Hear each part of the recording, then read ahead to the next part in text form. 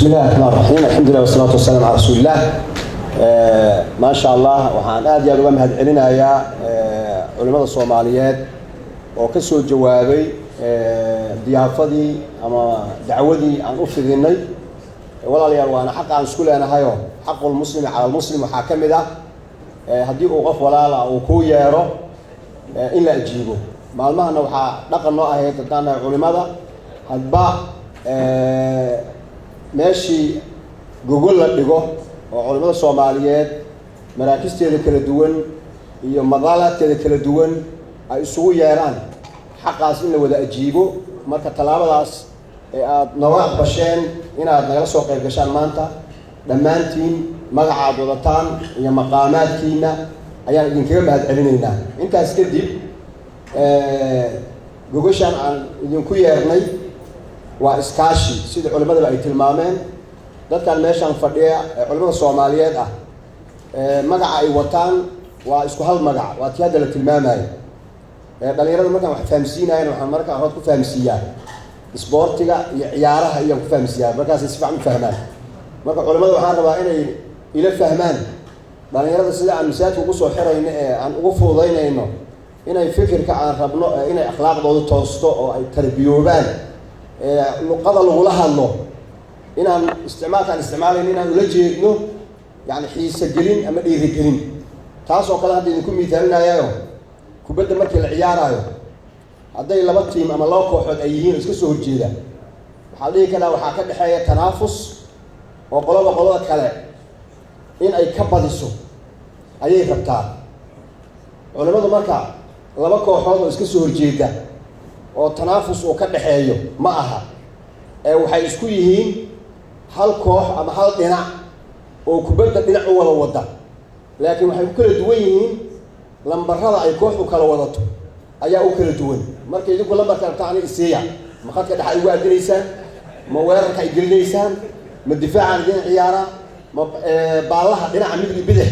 ماشى صار إنسان يجي ينتهلا ما نشأ أنا قدوميها هو هاي مالته أنا كان سوء ماني وقيب كمد قيبه العلماء الصوماليات أمته أخذ مينيسي قيب كمد أولين عيالك أخذ مينيسي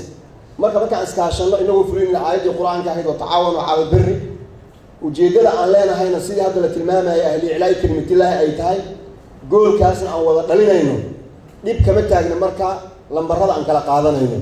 مركا لما رضى إنه كل الدول يا مقعين إنه كل الدول ونوع لهذا استميستر وتكاملي وليس تنافسي وإسلاميستر موجيه ترتن معها لي هوش إنه تعالى وهو قف والبهدي يالو هوش أسأل وجوه ليستساد وأركيس هدي لي يالو وبها وانكفر أحسنه معناه هذا مركب حياتها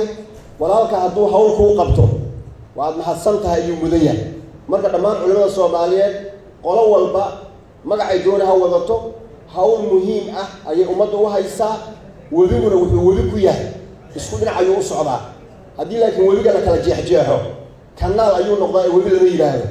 جهود الناس حتى أمانة يسوي ما نوعيتها جهود العلماء سيدي أي وبيجي نقول لهاي ويسكون عيون دقائق لهاي ويوضع الصعون لهايين محيا لي والله واحد ديارو تهاي وهرين ما لسه جيدا والنقوها هي أرمها مسلمين ماشي جاري لهاي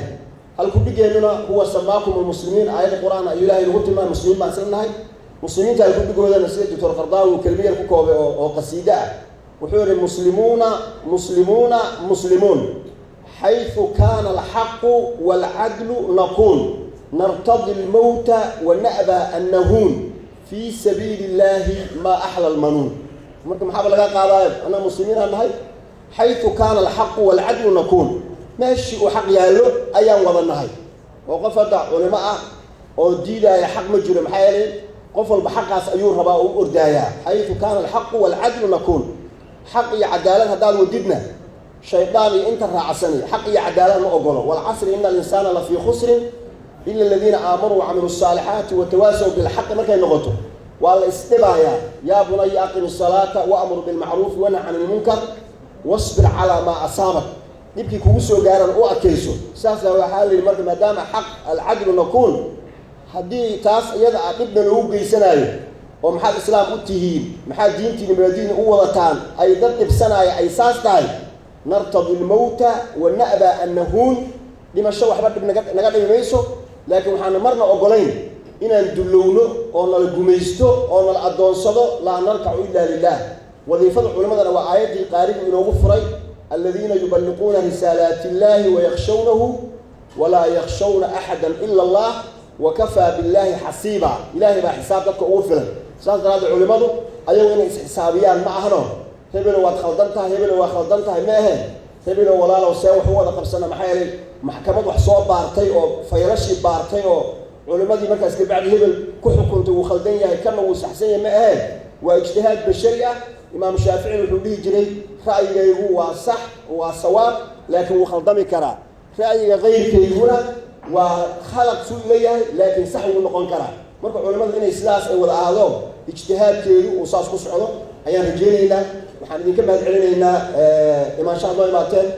waxaan idinka mahad celinaynaa sabirka dheer ee nala sabirteen ee intaas aad fadhideen jazaakum allahu khayran waxaan diyaar u nahay culimada soomaaliyeed meel kastoy joogaan inaan yacni iskaashanno madashaan ama gogashaanna waa gogol fidsan aniga waxaa laigu kalifay oo akhyaartan culimada ninka aad ka mid tihiin oo aad martiqaadkeena ku ogolaateen maadaama markas dacwi ah ama masjid ama arrimihiisa aan gacanta ku hayo wacyigelinta dhalinyarada aan qayb ka ahay intii la isla shaqayn karo oo dhalinyaradii iyo kulli in la iskaashado madashan culimada soomaaliyeed oo hadda maanta aad fadhidaan shirkan isaga ah culimadii hore bay qayb ka yihiin laakiin waxoogaa waxaan ku dari lahaa qur-aankeenu ragga iyo haweenka mu'miniinta iyo mu'minaadka isku si ayuu mas-uuliyadda ugu dira oo waajibka saaran oo markii la inna almuslimiina markii la oo nimanka la sheego walmuslimaati baa ku xigta ilaa laga gaaro wadaakiriina allaha kathiiran wadaakiraat marka acadda allahu lahu makfirata marka madashan waa loo dhan yahayo culimada haddii qaar yacni xagga maamulada laga yaabo inuu kala duwanaada dhib male meeshan madashan culimada gabdho culimo aan idiin keenay maanta oo qaybka ashirka oo fadhido oo gabdhaha culimada soomaaliyeed eh marka culimo allahay u ogolaada gabdhaha inay culimada ka mid yihiin oo juhdiga yacni dadaalka dheeriga ah gabadh meel ayna joogin naxariis ma taallo ragga markay xataa siyaasiyiintu ay isku kullaadaan gabdhuhu haddii ay la hadlaan way qaboobaan nimanka markaan ka hadlayno waxaan dhahnaa baabuurta markii laga hadlaayo biraha baabuurta way isxuqaayeen haddaan garaacso loo yeelin marka shaqo kastoo la qabanaayo haddii ayna gabdhuhu qayb ka ahayn meel ma gaarayso nabigii islaamtiisu ay ka hor imaatana ummaddiisu laba qof way dhaaf weyday nabi luud ayaa ka mid ahaa islaamtiisu baa ka hor imaatay markay ka hor imaatay wax soo raacaa la waayo famaa wajadnaa fiiha gayra beytin min almuslimiin hal guri baa kusoo haray nabigeenna qofkii ugu rumeeyey oo umuna khadiija bintu khuwaylid ahaana ummadaha ugu badan ay ummaddeena maxmediye ay noqotay saas daraaddeed saasaan baalashaasi inama nisaa shaqaa'iq ruja isula duulaynaa madasha culimada soomaaliyeed oo ka koobana leeyihiin rag iyo haweenba ayaa maanta halkaan aan ku wada imaanay saasaan u wada shaqaynaynaa dhallinyarada barnaamijyadoodaan qaban doonaa guryasamo oo xiriiryaheena geedi odayaasheeda uu ka mid yahay waad ogtihiin inaan guurka iyo qoysaska la dhisaayo iyo arrimahaas iyaga ahna madashaasi qayb ayay ka yihiin oo arrimaha bulshadana saas oo kale marka dhinac walba oo nolosha looga baahan yahay ayaan jecelnahay inaan ka shaqayno weelkii aan ku shaqayn lahayn iyo hawsha aan ku qabsan lahayn qof keligii meel iska soo socdo wax ma qabanaayo inaan iskaashano ayaa wax ku qaban karnaa marka sidaas ayay madasha ujeedadeeda ay tahay inaan is wada kaashano sida maanta aad noo soo sharafteen culimmadii oo kala duwanaa oo dhan ay noola fadhiyaan waa martiqaadkeen naga soo jawaabteen ayaa waxaan rajaynaynaa kulamada kale ee soo socdana hadba meeshii culimadu ay culimada kale ugu yeedhaan in la isgarab istaago la wada shaqeeyo yacni sidii loo tilmaamayey inta guud ee aan isku waafaqsannahay ayaaba ka badan inta aan isku khilaafsannahay bal horta cashirka aan ka soo baxno inta aan isku waafaqsannahay markaan wada qabsanno oo aan dhammayno oo dhahno warmayo waxaan isku waafaqsannahay oo aynan qabanin miyaa jira oo aan dhahno maya kulli qodobadii aan isku waafaqsanay dhan waan dhammaynay ayaa haddana inta aan isku khilaafsannahay ayaan mid mid u xallinaynaa marka inta badkaas laga gaarayo inta aan isku waafaqsannahay aan dhammaanayninbe intaasna garab aan isku siino aadaa umahadsan tihiin salaada casirkaa la joogaa waxaan rajeynaya insha allahu tacaala marar kale iyo kulamo kale oo kuwan ka waaweyn iyo inay madasha iyo madallada kaleba ay isugu imaan doonaan waxaan rajeynayna ummaddeena soomaaliyeed dardaaran ku jirtayba marxaladdan soo socota culimmada in dowr muuqda oo midnimo ah oo yacni raqam sacab ah oo qofkii waddanka inuu wax ka qabtan raba uu yidhaahdo culimmadu maxay ka yidhahdeen arrintaas iyada ah haddaan ishabayno oo iska warqabno waxaan noqon karnaa cudud jirta oo laga habaysto waddankeennana waxaan loo qaban karnaa wixii mashaakilna waan ka xallin karnaa meeshii laga xallin lahaa waa meesha culimada gubasha saasaan u dhignay oo idinku isku yeernay waad mahadsantihiin culimada naga soo qayb gashay oo martiqaadkeena ka soo jawaabtay inta naga maqanna ayagana waan cudur daaraynaa oo waxaa jira culimo martiqaaday oo mashquulka naga galay laakiin mar haddii la is og yahay oo la ismartiqaadayo khayr badan ayaa jira marka waan ismartiqaadi doonaa waan wada socon doonaa xamar oo kale ku joogsan mayno gobollada saas oo kale banaanka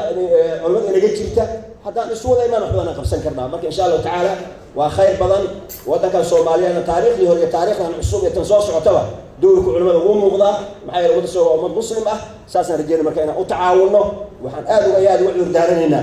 wixii yacni naga dhacay oo gaabin ah waxaan ka cudur daaranaynaa waqti dheera meesha idinku haynay marka waxaan ka cudur daaranaynaa oo kale haddaan yacni diyaafadii iyo maqaamka aad mudnaydeen